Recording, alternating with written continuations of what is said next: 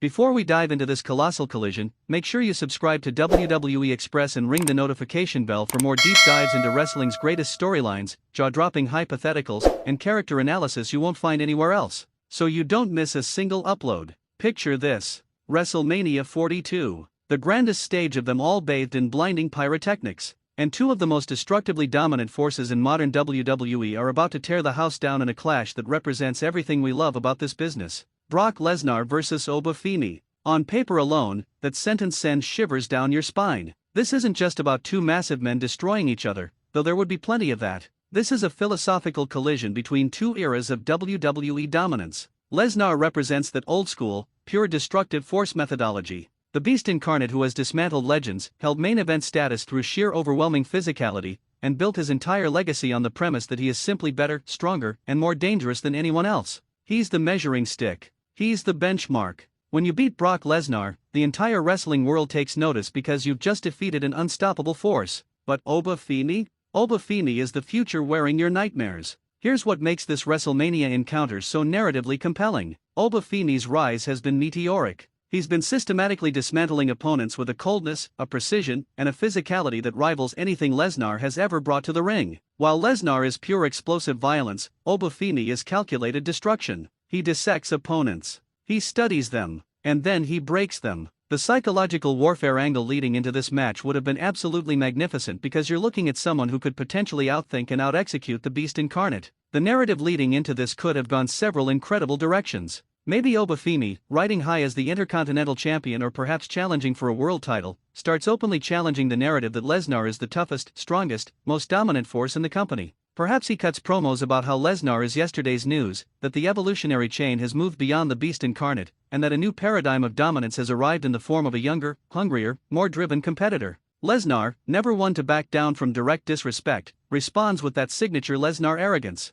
But here's the beautiful part: Oafimi's confidence isn't arrogance. It's earned conviction. It's the quiet certainty of someone who knows exactly what they're capable of. The physical contrast tells its own story. Lesnar at WrestleMania 42 would be carrying the weight of his legacy. The expectations, the comparisons, the legacy opponents asking if he's still got it. Oafimi would be carrying only ambition and hunger. He'd be fighting to establish himself as the next tier of dominance, the next generational force that WWE builds its main event future around. Picture the opening moments of this match. The crowd is electric. The atmosphere is absolutely charged. Lesnar does what Lesnar does: he comes out of the corner with that explosive intensity, looking to establish physical dominance immediately. But Oafimi, prepared and calculated, meets him with his own offense. The early exchanges aren't about who's stronger necessarily. They're about who's more prepared mentally, who can better anticipate the other's tendencies. Oafimi's methodical approach creates a fascinating dynamic because he's not trying to out-explosive Lesnar. He's trying to outthink him. The middle portions of this hypothetical encounter could have featured some truly stellar storytelling.